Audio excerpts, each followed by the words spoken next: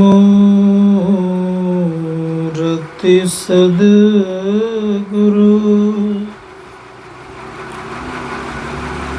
मिलवे सर्वाधार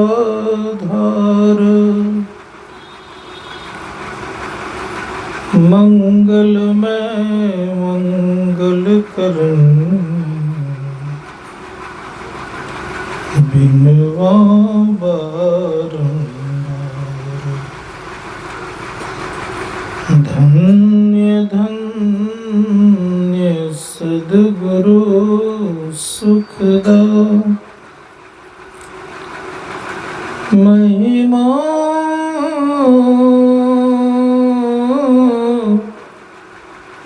कहीं न जा मोती कछुना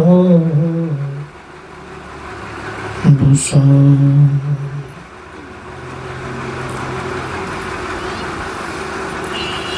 कोटि ब्रह्मांड के नायक सर्वजन स्मरणीय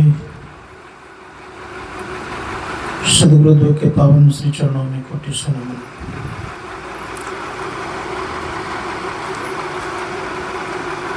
सम्माननीय साधक वृंद, संवेद समादरणीय सज्जन, आदरणीय माताओं तथा भक्तिमती बहनों,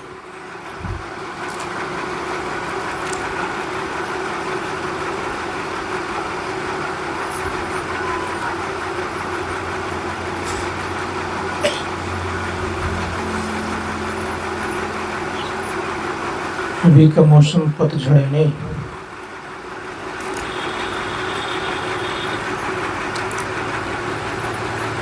वृक्ष पुराने पत्तों को छोड़ते हैं और नए नए पत्तों को धारण करते हैं। अर्थात नया साल आने वाला है। क्या गया?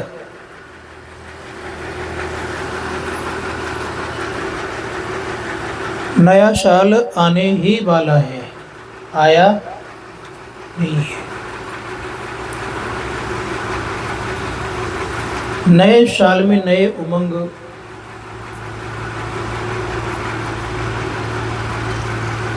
होना स्वाभाविक सी बात है।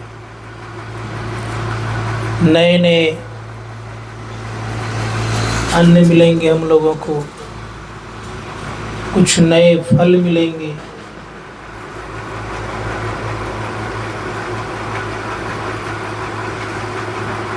तो एक प्रकार का लगता है कि नया साल आ गया है तो नया जिंदगी भी हमारी होनी चाहिए।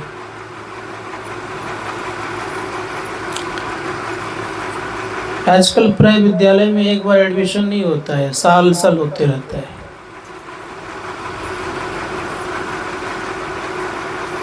जितने भी कॉन्वेंट हैं, सारे कॉन्वेंट में साल में एडमिशन होता है।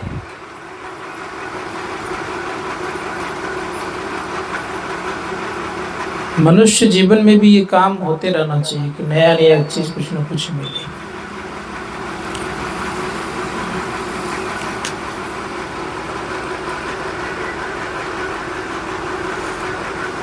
धर्मशास्त्रकार कहते हैं कि जीवन में अगर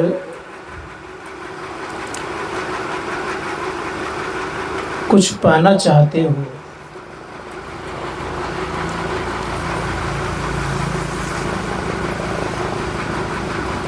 सब दिन, अगर न्यूतन रहना चाहते हो, नया रहना चाहते हो,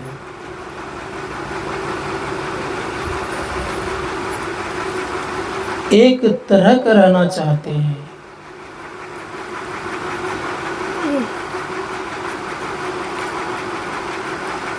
मन में ये भाव नहीं आने दें कि हम वृद्ध हो रहे हैं। क्योंकि मैं आज बता दूं कि आप एक तरह के रहते हो, सदा नया ही रहते हैं। शरीर बूढ़ा होता है लेकिन आप बूढ़े होते नहीं। आप सब दिन नवीन ही दिखते हैं तो सब दिन पुरातन ही दिखते, तो ही काम होता है। जीवात्मा किसी भी काल में बदलते नहीं, याद रखिएगा, ना भूत में, ना भविष्य में, ना वर्तमान में। और उनके जो परमपिता परमात्मा है वो भी कभी नहीं बदलते हैं। शरीर आपका अपना नहीं है, इसी कारण से बदलता है, पुराना होता है, फिर शरीर छूट जाता है, क्योंकि आपका अपना नहीं है। बात समझ आ रही है मेरी? शरीर बदलता है क्योंकि शरीर आपका अपना नहीं है। संसार बदलता है, संसार आपका अपना नहीं है। लेकिन जो आपका अपना है वो कभी बदलता नहीं है। परमपिता परमात्मा आपका बदलता है, वो कभी बदलते नहीं, वो आपका है। जीवात्मा आप हैं तो आप कभी बदलते नहीं है, एक तरह के रहते हैं। किसी काल में बदलाव जो नहीं हो उसे हम सत्य कहते हैं, याद रखिएगा। त्रैकाल अबाधित सत्ता को सत्य कहते हैं। तीनों काल में एक रस रहने वाले को सत्य कहता है। कोई पूछे आपसे कि सत्य क्या है, तो आप कहेंगे जो तीनों काल में एक तरह का दिखे उसे हम क्या कहते हैं? सत्य कहते हैं। जिसका किसी भी काल में विनाश नहीं हो उसे हम सत्य कहते हैं। संत कबीर कहते हैं कि सत्य सोई जो बिन से नाही, सत्य वह है जो कभी विनाश नहीं होता है। शरीर का विनाश होता है कि नहीं? तो सत्य शरीर नहीं है। घर द्वार टूटता फूटता है कि नहीं? तो घर सत्य नहीं है। मंदिर को टूटता फूटता है कि नहीं? तो सत्य नहीं है। मस्जिद विनष्टा है कि नहीं? तो सत्य नहीं है। संत महात्मा गण कहते कोई भी है जो बिगड़ता और बनता है तो सत्य नहीं होता। और जो बिगड़ने वाला है और बनने वाला है वो सत्य होगा ही नहीं। सत्य एक तरह का रहता है, एक ही तरह का रहता है, किसी भी काल में नहीं बदलता है। कोई पूछे आप लोगों से कि सत्य क्या है, तो आप कहेंगे कि एक तरह का रहता है, बिगड़ता नहीं, वो बनता नहीं है, जैसा का जैसा ही रहता है। संत महात्मा गण कहते हैं कि जैसा का जैसा कौन? तो परमपिता परमात्मा और आपसे तात्पर्य जीवात्मा, आत्मा। आत्मा में बदलाव नहीं होता। कितना विशाल है परमात्मा। तो आपने भी सुना कि राम काम सतकोटि सुभगतन, कहा कि राम इतने विशाल हैं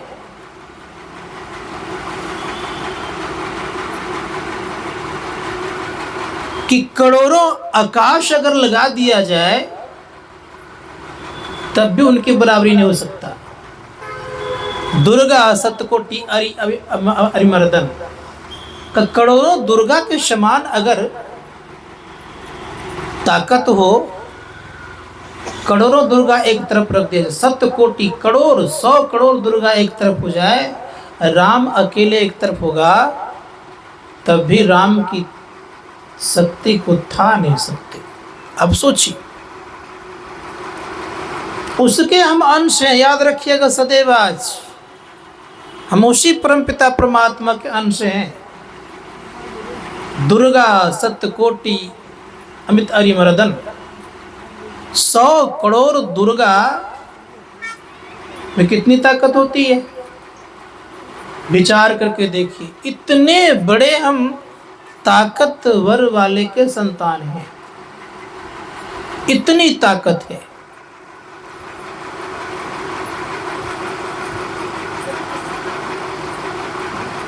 एक दुर्गा माता ने निशुंभ शुंभ को मार दिया, और किनको मार दिया?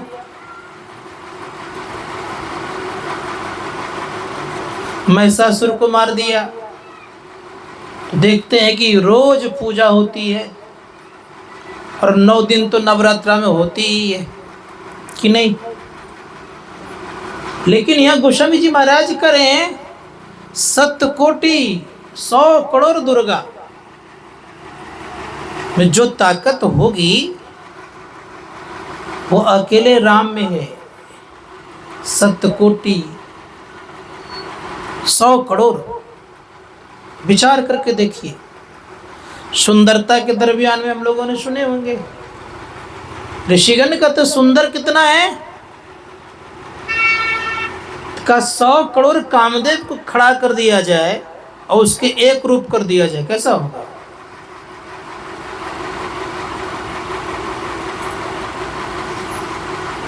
का भगवान राम उससे ज्यादा सुंदर हैं। विचार करके देखिए, ये सब बात जच रही है आपके भीतर में कि नहीं? इतना सुंदर है कौन? परम पिता परमात्मा।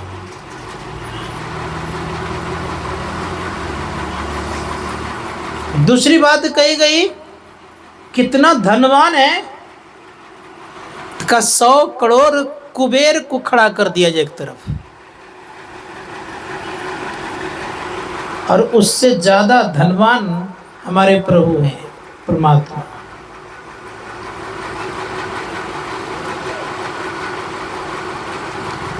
अब किनकी पूजा करें? कुबेर जी की पूजा करें कि 100 करोड़ जो कुबेर से भी धनवान है उनकी पूजा करें? किनकी पूजा करें? धन के ही हिसाब से करें तो किनकी पूजा करें? बोलिए आप लोग। मैं तो नहीं कह रहा हूं ना, गोस्वामी जी महाराज करें। का कितना उनके अंदर में अवकाश है का 100 करोड़ आकाश, याद रखिएगा 100 करोड़ आकाश इकट्ठा किया जाए, 100 करोड़ आकाश मतलब हो गया 1 अरब, याद रखिएगा। फिर भी उस सब आकाश को भर करके फिर भी कितना खाली है, इसका कोई ठिकाना नहीं। अब विचार करके देखिए, इतने अवकाश वाले हैं।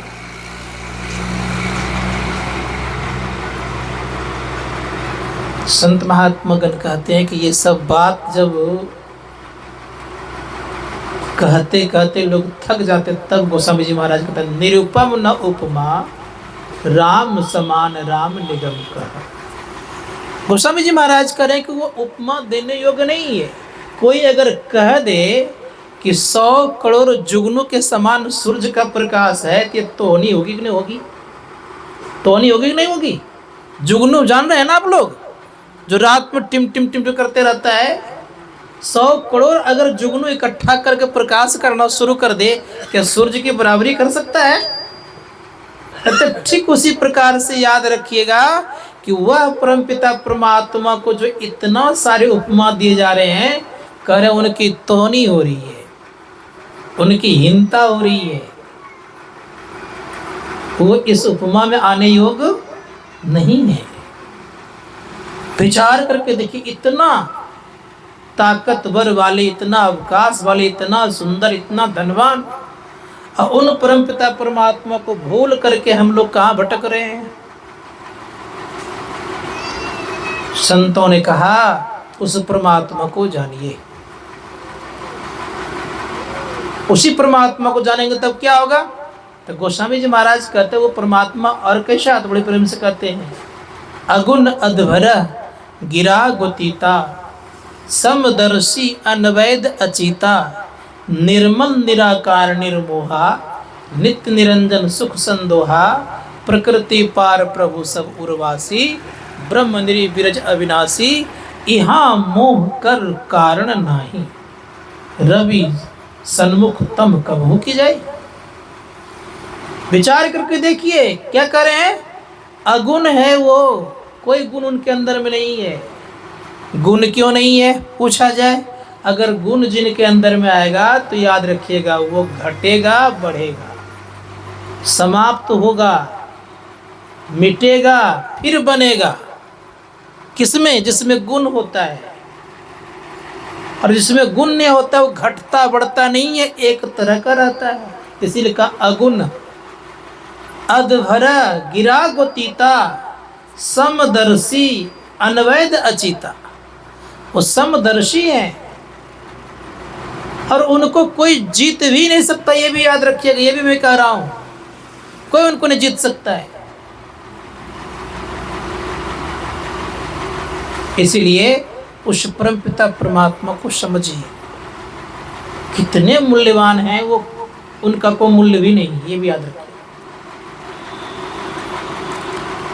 अब एक बात बताइए, जो इतना धनवान हो, इतना गुणवान हो,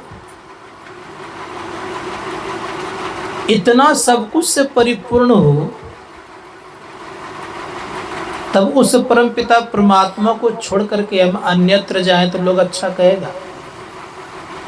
एक छोटी सी कहानी सुनाता हूं आप लोगों को। हमारे गुरु महाराज कहा करते थे का एक राजा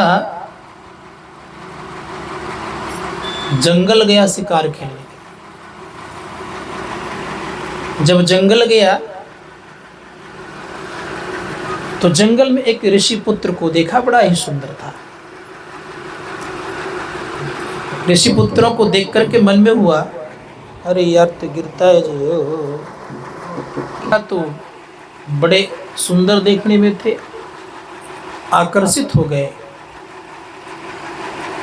मन में राजा को हुआ कि ये अगर राजमहल में रहता तो बड़ा अच्छा होता।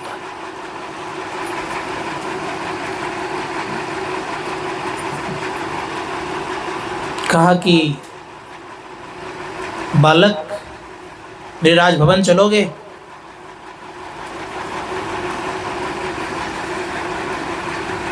कहा वहां जाऊंगा तो क्या करना पड़ेगा? कहा तुम्हें कुछ नहीं करना पड़ेगा।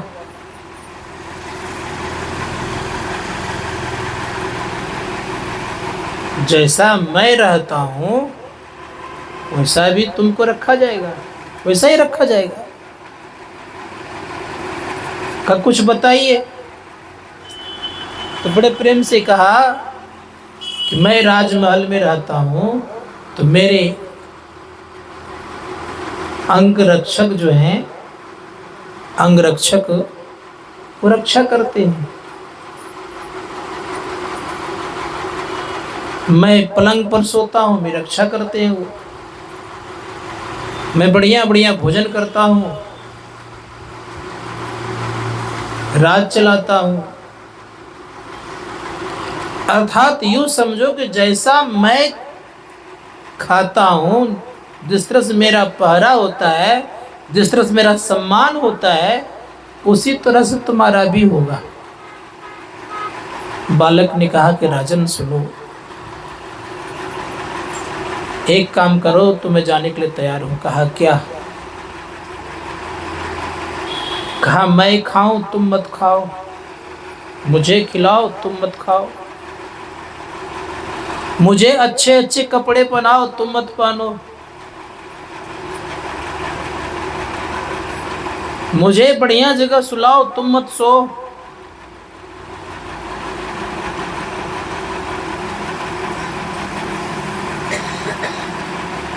तो राजा कहते कि ऐसा तो नहीं होगा।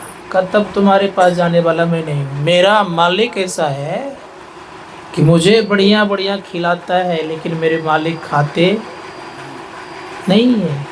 एक दिन खाए हैं, बढ़िया बढ़िया खा रहे नहीं खा रहे यहाँ पे? बताइए, जैसा चाहते वैसा ही खा रहे कि नहीं खा रहे हैं? फिर कहा कि मेरे मालिक इतने अच्छे हैं कि मुझे बढ़िया बढ़िया वस्त्र पहनाता है, स्वयं नहीं पहनते।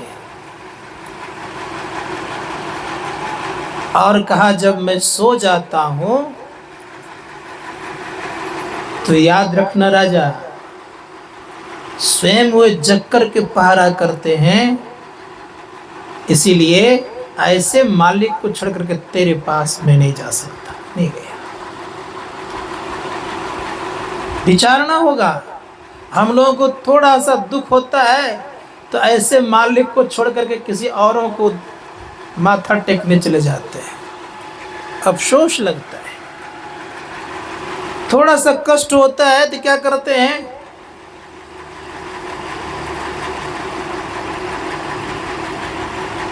हिंसा करने के लिए तैयार हो जाते हैं। किसी देवी माँ की को बलि गछ लेते हैं। संत महात्मा गण कहते हैं यह कर्तव्य नहीं होना चाहिए। हम उस परम पिता परमात्मा के संतान हैं, जो कि ऐसे मालिक हैं, पलटू सोबे मगन में साहब चौकीदार। साहब चौकीदार, साहब चौकीदार है, परमात्मा हमारी रखवाली करते हैं। और आप विचार करिए, दोनों पांव पसार के सोते हैं, कौन रक्षा करता है भाई? उस परम पिता परमात्मा को छोड़ करके जो हम अन्यत्र भटक रहे हैं। इसीलिए विचारना होगा कि कैसे वो परमात्मा है, नहीं कुछ आपसे लेता है फिर भी आपको सब कुछ देते रहते हैं। मन में कभी कभी होगा आप लोगों को कि क्या देते हैं परमात्मा। कोरोना काल आया था ना, याद है आप लोगों को नहीं कि भूल गए? कोरोना काल में मैंने देखा है अपने आंखों से कि एक एक सिलेंडर 1-1 लाख रुपए में बिकता था।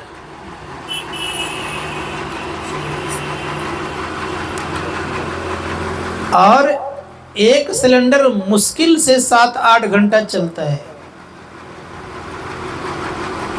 8 घंटा ही मान लीजिए।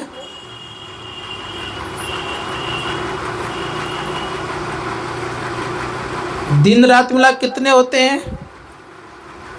24। 3 सिलेंडर गायब। 3 लाख टका पर डे का तो आप श्वास लेते हैं कोरोना काल के हिसाब से, क्या नहीं लेते हैं?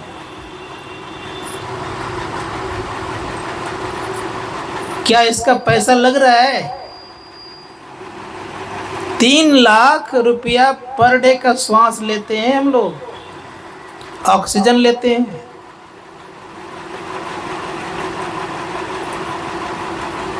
इतना बड़ा आपको दिया जा रहा है रोज। महीना कितना हो गया?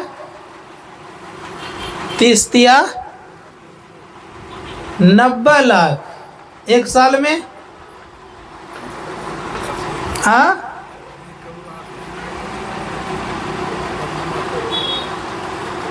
1,08,00,000 रुपया हुआ। इतना बड़ा पैकेज है साल का आप लोगों का। विचार करिए, देखिए थोड़ा सा। कहते हुए परमात्मा क्या देते हैं? जिस धरती पर रहते हैं, कोई वैज्ञानिक धरती बना पाया है अंदर? किसने बना दिया? हमारे भारत के प्रथम राष्ट्रपति जब पूजा करने के लिए जा रहे थे तो उनके थाली में एक मिट्टी का ढेला था। डॉक्टर राजेंद्र प्रसाद की थाली में। तो एक अंग्रेज हंस पड़ी, कहा रे पूजा करने जा रही, मिट्टी का ढेला लेके जा रहे हो, अब मिट्टी की पूजा करते हो?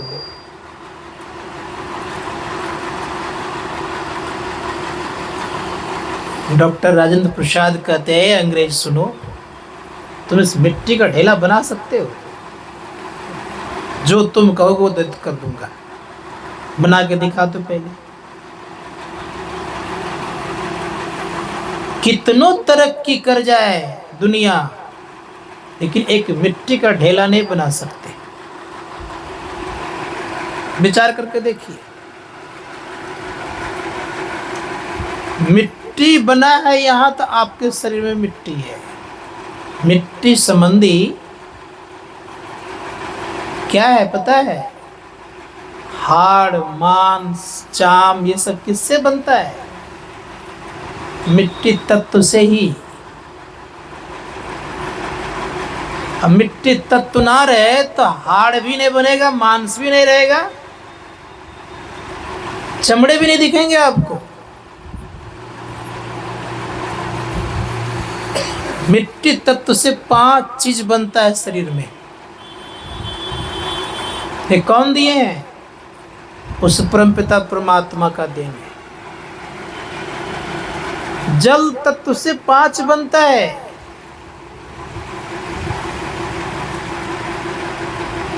रस, रक्त, लार, मूत्र, पसीना, ये 5 बनते हैं किससे? जल तत्व से। और बोलते क्या है? देखिएगा, जगह जगह लिखा होगा, जल ही जीवन है।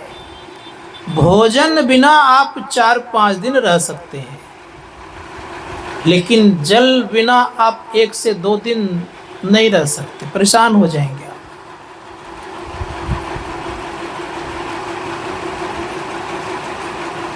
उससे कम रह सकते हैं आप अग्नि तत्व से। याद रखिएगा, अग्नि तत्व से क्या बना? अग्नि तत्व से भूख, प्यास, याद रखिएगा, आलस्य, जवाई और भूख, प्यास, आलस, जवाई और नींद। अगर ये सब ना रहे हम जिंदा रह सकेंगे? हवा तत्व से क्या बना? का चलना, बोलना, सिकुड़ना और पसरना और बल करना। ये किससे बना? हवा तत्व से। अगर हवा तत्व नहीं रहेगा तो आप उठ भी नहीं पाएंगे, चल भी नहीं पाएंगे, बोल भी नहीं पाएंगे।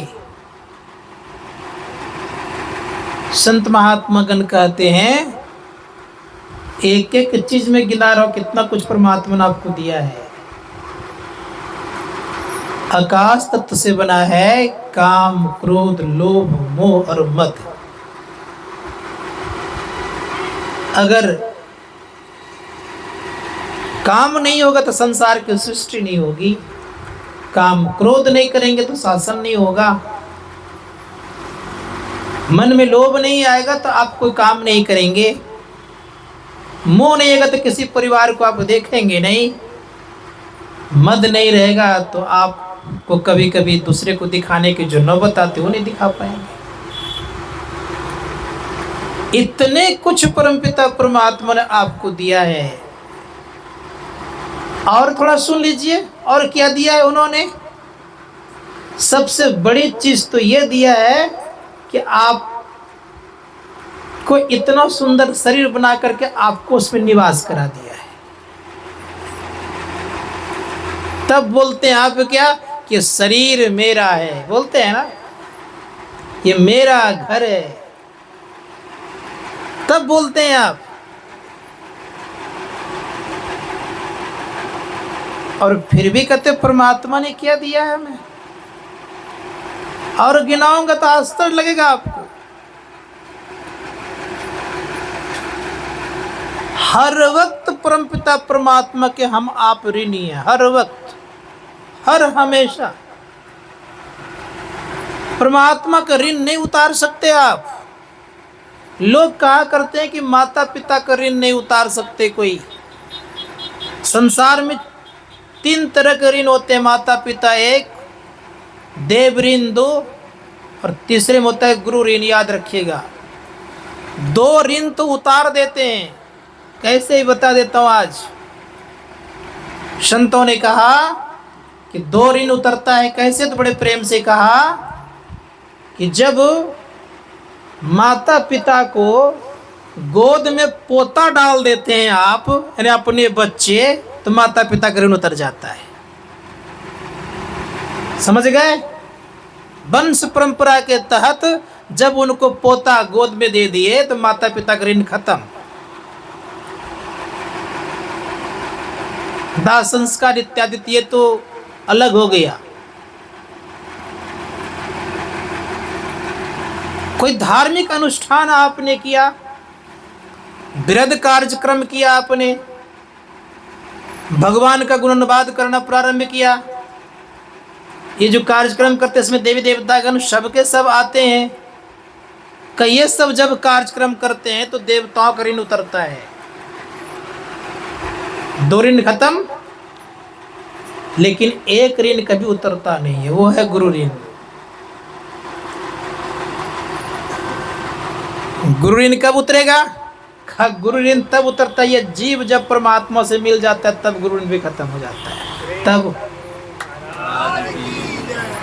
तब ये ऋण उतरते ही आप गुरु बन जाते हैं, तब आप शिष्य नहीं रहते।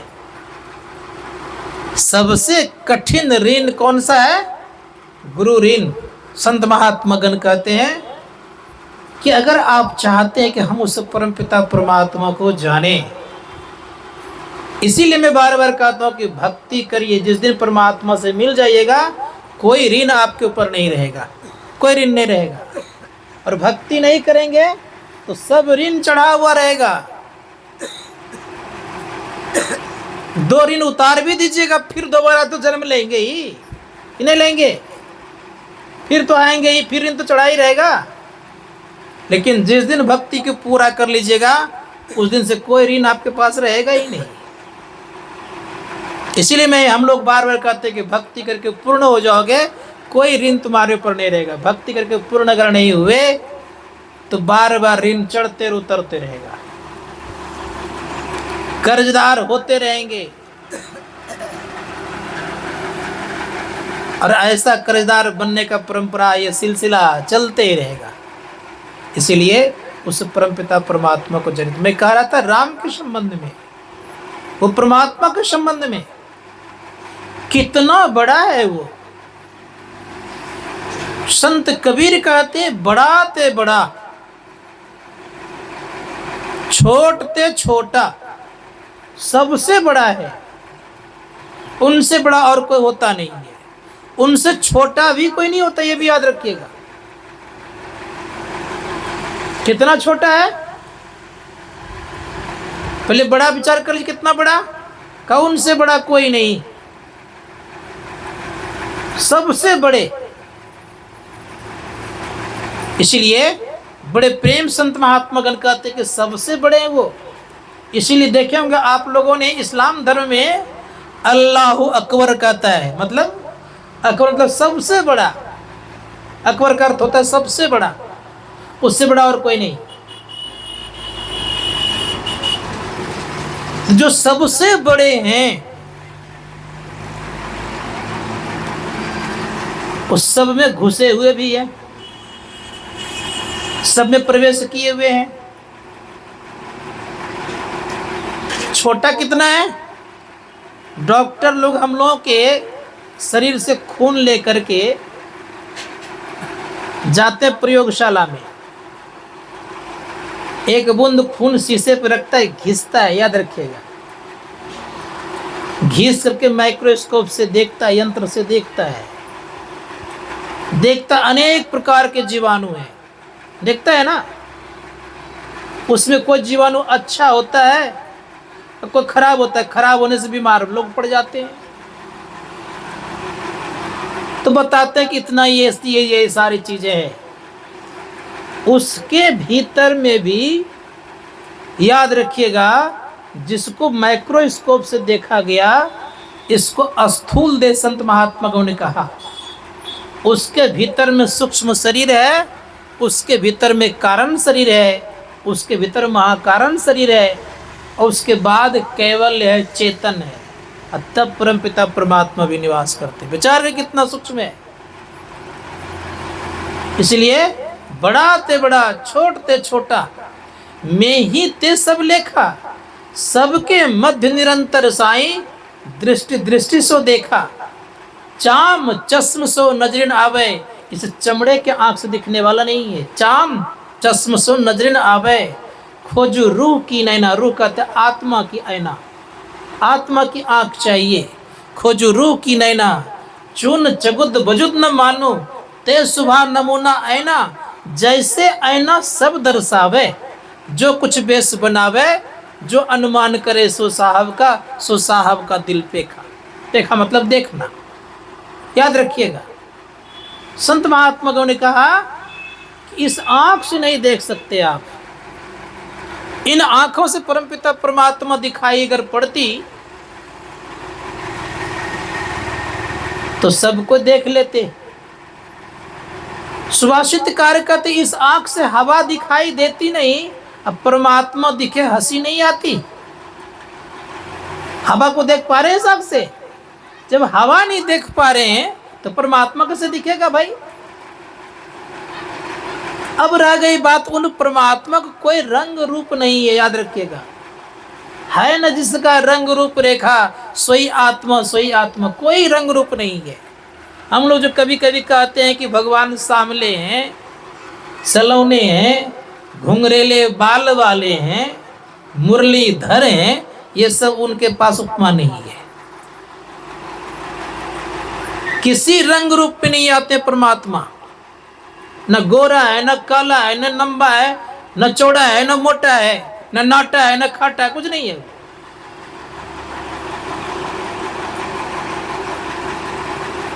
ना उनके कोई माता पिता भी, याद रखिएगा, ना तिसु मात पिता सुत बांधव, ना तिसु काम न नारी।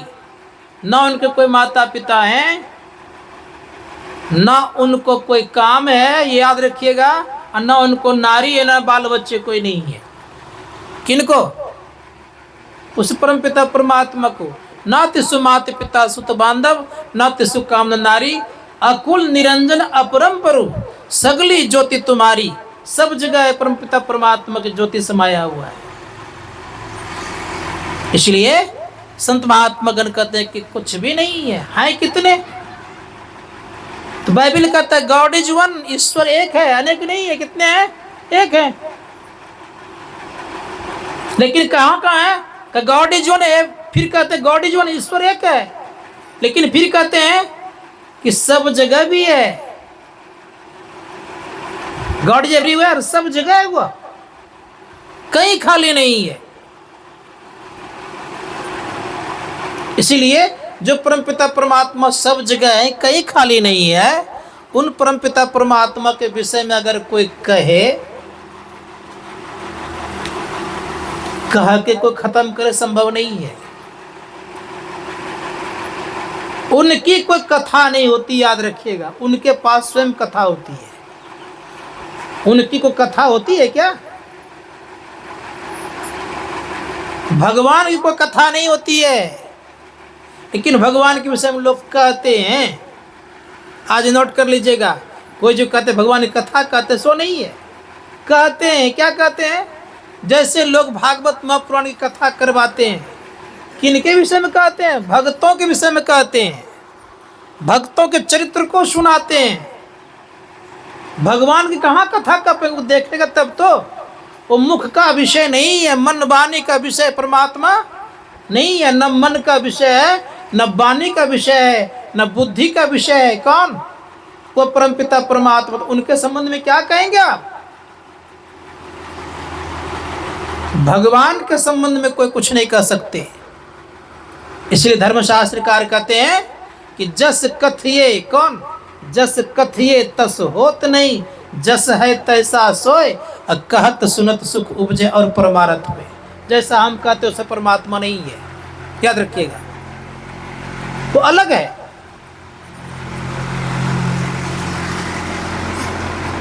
कहने सुनने मन लगता है। लोग कहते राम की कथा कह दें, कृष्ण की कथा कह दें, लेकिन उस परमात्मा कथा नहीं कह सकते आप। जो सब में समाया, उस सब क्या कहेंगे आप? इसलिए विचार करना होगा। जो सब में समाया हुआ है, उसके संबंध में कोई कुछ कह के खत्म नहीं कर सकता है। इसलिए प्रयास करना होगा हम लोगों को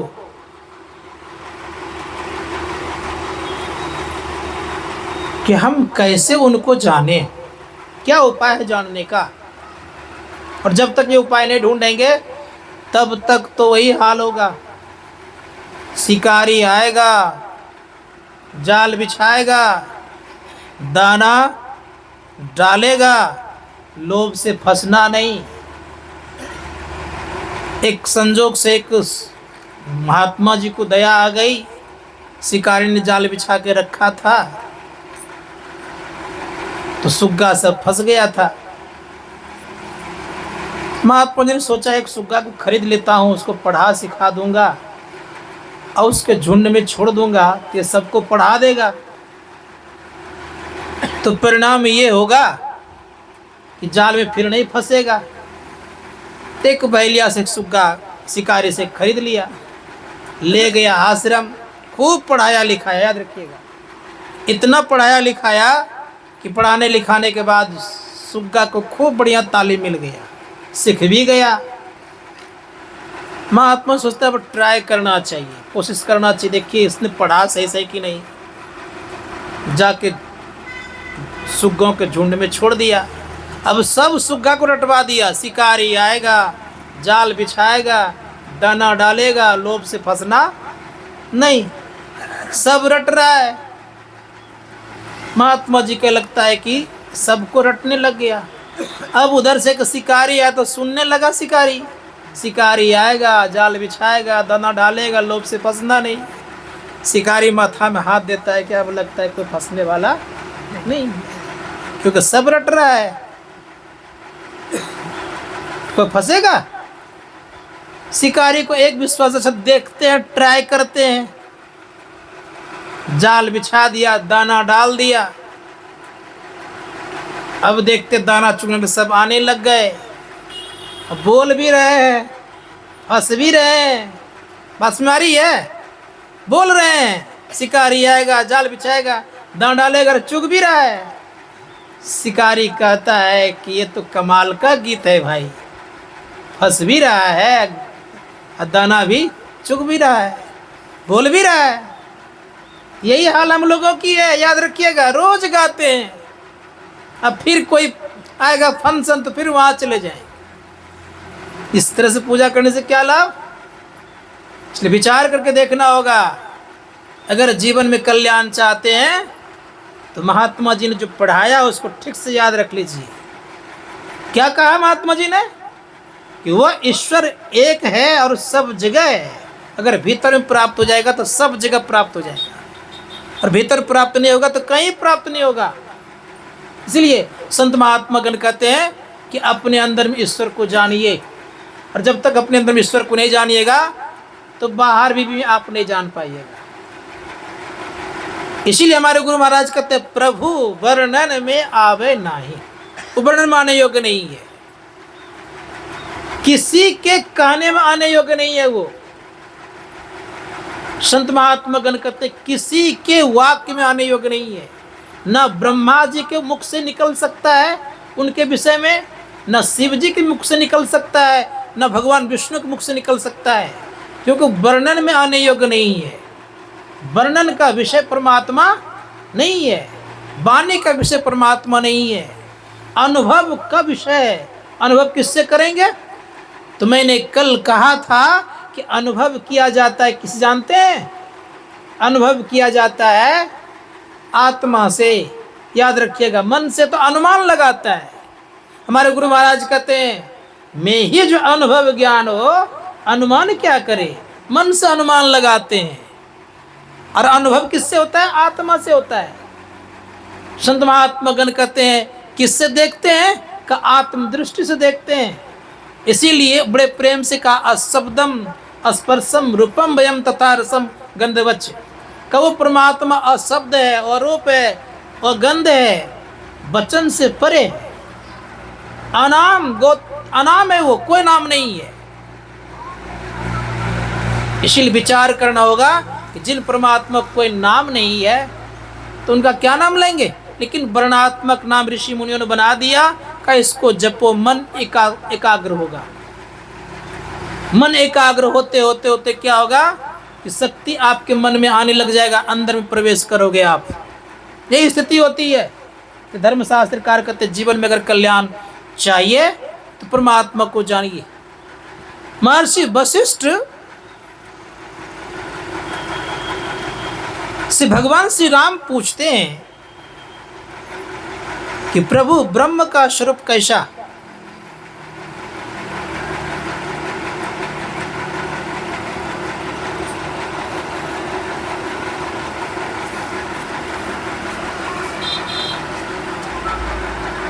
अब महर्षि वशिष्ठ जो भी बातचीत कर रहे थे चुप हो गए। भगवान राम कहते हैं कि गुरुदेव आप मुझसे नाराज तो नहीं हो गए? कहे राम जब से पूछ रहे तब से उत्तर दे रहा हूं। कहा आप चुप है? कहते उत्तर दे रहा हूं। कहा कि राम ब्रह्म वाणी का विषय नहीं है। महर्षि वशिष्ठ कह रहे हैं कि ब्रह्म का विषय, वाणी का विषय ब्रह्म नहीं है। अब सोच करके देखिए, भगवान राम को कह रहे हैं कि ब्रह्म वाणी के विषय नहीं है, अब कहाँ और कहाँ नहीं है। जब भगवान श्री राम वनवास काल में गए तो महर्षि वाल्मीकि से पूछते हैं कि मुझे कुछ दिन तक इस जंगल में रहना है, वो स्थान मुझे बता दीजिए। तो महर्षि वाल्मीकि जी पूछ बैठते हैं कि प्रभु आप तो मुझसे पूछते हैं कि मुझे कुछ दिन रहना है, उचित स्थान बताइए। मैं आपसे पूछना चाहता हूँ, पूछो मोहि की राहु का, मैं पूछत सकुचाऊं, जहां न हो तहां कही दही तुम ही दिखाओ ठाऊं। कहे प्रभु आप जिस स्थान में नहीं है ना, वो स्थान का नाम बता दीजिए, मैं आपको रहने की जगह बता दूंगा। अब राम कहाँ नहीं, राम सब जगह है, क्योंकि वो तत्व को जान रहे थे महर्षि वाल्मीकि। सब जगह वो रमन करने वाले हैं। रामा रमन्ति रामा, जो सब में रमन करने वाला है। अब उनके संबंध में जब पूछ रहे हैं कहाँ नहीं आप हैं, मुझे वो स्थान बताइए। अब वो स्थान कौन बताएगा। भगवान राम चुप हो गए, कुछ नहीं बोलते, क्योंकि जान चुके थे वो। संतों ने कहा कि जिस दिन आप उस परमपिता परमात्मा को जान जाइएगा तो आप भी कुछ नहीं बोल पाइएगा। क्यों, कैसा है राम है। हमारे गुरु महाराज कहते हैं न पराबनी है, न पश्यंती है, न मध्यमा है, न बैखरी है। परा न पश्यंती, मध्यमा न बैखरी, वर्णात्मक हत धुन नहीं हुई। राम नाम अमर नाम, भजो भाई सोई। कोई विषय में नहीं आता है, कोई वाणी में नहीं आता है। समझ में मेरी बात आती है कि खाली मैं बकबक करते जा रहा हूं। समझ बात आ रही है। वो किसी विषय में नहीं आता है। इसी धर्मशास्त्रकार कहते हैं कि जिस दिन ये पता चल जाए किसी विषय में नहीं है, किसी वाणी में नहीं है, उसी दिन आप अपना काम करना प्रारंभ कर दीजिएगा, दूसरा कोई उपाय नहीं होगा। का किस तरह से है, का मेहंदी में लाली, घी दूध में, बास में फूल समान हो राम राम। गुरु नानक जी महाराज क्या कह रहे हैं, पूप महसो बास बसत है, मुकुर माही जैसे छाई, ऐसे ही हरि वशय निरंतर, घट ही खोजो भाई। का जिस प्रकार से पूप में, पूप मतलब फूल में, बास मतलब सुगंध है, उसी प्रकार से परमात्मा व्याप्त है। पूप मध्य जो बास बसत है, मुकुर माही जैसे छाई। आईना के सामने अगर आप जाते तो आपके तरह हो जाता है आईना, ये जाएंगे तो इनके तरह हो जाएगा।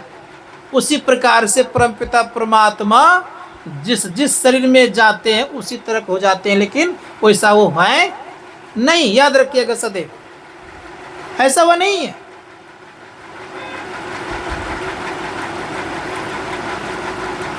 उनका नाम कैसा है, तो संत दाऊदिया जी महाराज कहते हैं नाउरे नाउरे, नाम शिरोमणि नाउरे।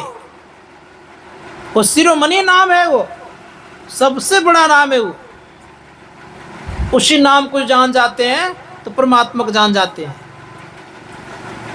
इसलिए उस नाम को जानना चाहिए। उस नाम को जीवा पर नहीं ले सकते आप, उबाने का विषय नहीं है। हमारे गुरु महाराज कहते हैं कि वो नाम कैसा है, तो कहा राम नाम अमर नाम है। वो कैसे पकड़ाएगा, तो गुरुदेव कहते हैं कि उस नाम को लोग ध्वन्यात्मक भी कहते हैं, उस नाम को लोग गायत्री भी कहते हैं। याद रखिएगा, ध्वन्यात्मक गायत्री ध्याना, जो जन करई सदाई, तासु ताप सब मिटाए, मुक्ति दिशा को जाई, संगम पर संध्या को दबाई। उस नाम को गायत्री ध्वनि भी कहते हैं। याद रखिएगा राम नाम को, वो सब जगह है। ये गायत्री ध्वनि की बात मैं नहीं कर रहा हूँ। ओम भूर्भुवः स्वः तत्सवितुर्वरेण्यं भर्गो देवस्य धीमहि धियो यो न प्रचोदयात्, इसकी बात मैं नहीं कर रहा हूँ। जिससे संसार की सृष्टि हुई उसकी बात मैं कर रहा हूँ। इसलिए उस राम नाम को जो जानेगा वो अमर हो जाएगा। उसको आदि नाम भी कहा ऋषि मुनियों ने। आदि नाम पारस है, मन है मैला लो, अब परसत ही कंचन भया, छूटा बंधन मोह, ये है राम नाम। गोस्वामी जी महाराज कहते हैं राम नाम कैसा है? तो गोस्वामी जी महाराज कहते हैं बंदो राम नाम रघुवर को हेतु कृषाणु भानु हिम कर को। राम नाम कैसा है? तो बड़ा प्रेम से कहा बंदो राम नाम रघुवर को हेतु कृषाणु भानु हिम कर को। एक नाम में तीन तीन चीज का याद रखिए। क्या क्या है? राम में राम अग्नि के समान तेज है, सूर्य के समान प्रकाशवान है, और राम चंद्रमा के समान शीतलता है। एक व्यक्ति में तीन तीन गुण कैसे आ जाएगा भाई? लेकिन उस राम में ऐसा गुण है, याद रखिएगा। अग्नि के समान तेज, सूर्य के समान प्रकाशवान और अग्नि के समान चंद्रमा के समान शीतलता, ये तीनों गुण समाये उसमें है। इसलिए गोस्वामी जी महाराज का तो वो राम कभी घटता बढ़ता नहीं है, एक रस रहता है। उसी राम को जो जान जाते हैं उनका परम कल्याण रहता है। गोस्वामी जी महाराज कहते हैं मेरा राम कौन है जानते हो? वो कह रहे बड़े प्रेम से कि तुलसी राम शने कर त्याग सकल उपचार, जैसे घटे न अंक न नौक लिखे पहाड़। जिस तरह नौका का पहाड़ा घटता नहीं है, उसी प्रकार से राम कभी घटता नहीं है, याद रखिएगा। अन्न पहाड़ा तो घटता बढ़ता है, लेकिन राम जिसमें व्याप्त है, अर्थात यूं समझ लीजिए कि नौ का पहाड़ा कभी घटता नहीं है। राम में भी 9 अक्षर ही पाएंगे आप, वो कभी घटता बढ़ता नहीं है। इसलिए उस राम को जानिएगा तब परम कल्याण होगा। पढ़ के देखिए 9 का पहाड़ा घटता है? 9 का 9 दूनी 18, 1 8 9, 9 3 27 2 7 9, 9 चौक 36 3 6 9, 9 5 45 4 5 9, 9 6 54 5 4 9, 9 7 63 6 3 9, 9 8 72 7 2 9, 9 9 81 8 1 9, 9 ढंग 90। कहाँ घटता है कहीं? लेकिन और पहाड़ा घट जाएगा आपका। इसीलिए संत महात्मा गण कहते वो राम है जो सब में रमन करता है। राम कभी घटता बढ़ता नहीं है। जो उस राम को जान जाता है उनका परम कल्याण होता है। उसके लिए ध्यान करने की आवश्यकता है। यही उपदेश भगवान श्री राम कहते हैं, हे हनुमान सुनो, तुम्हारे और हमारे में क्या भेद? तो बड़े प्रेम से कहते हैं भगवान श्री राम को हनुमान जी कि प्रभु दास हूँ मैं आपका। कब? देह रूप में आपका दास, आप स्वामी। जीव रूप में आपका अंश और आप मेरे अंश ही हैं। लेकिन तत्व रूप में प्रभु जो आप हैं सो मैं हूँ, दोनों में कोई फर्क नहीं है, दोनों समान है। तब भगवान श्री राम कहते हैं कि तुमने बहुत सारे ग्रंथों को पढ़ा है, याद रखना। बहु शास्त्र कथा कंथारो मथेन विरुथेव किम अन्वेष्टव्यम प्रत्नन मारुत ज्योतिर अंतरात्मा। बहुत सारे शास्त्रों पढ़ने से क्या लाभ? इसलिए हे हनुमान क्या करो? अंतर की ज्योति की खोज करो। अंतर की ज्योति की खोज करेंगे तब ज्ञान होगा अपना। तब कहते कैसे? तब बड़े प्रेम से कहते दर्शने हित्वा केवल स्वरूपता यह अस्ते कपि शार्दुल ब्रह्म स ब्रह्मविद स्वयं। का दृश्य और अदृश्य दोनों से पर उठोगे तब तुम ब्रह्म स्वरूप स्वयं तुम ब्रह्म हो जाओगे। मतलब दृश्य कहते हैं दृष्टियोग क्रिया को, और अदृश्य कहते हैं अनुसंधान को। इन दोनों क्रियाओं में जो पारंगत हो जाता है वो ब्रह्म स्वरूप ने स्वयं ब्रह्म हो जाता है। जानत तुम्हें हो जाएगी, परमात्मा के एक में हो जाएगा, सारे दुखों का अंत होगा। बोलिए प्रेम से श्री सद्गुरु महाराज की जय।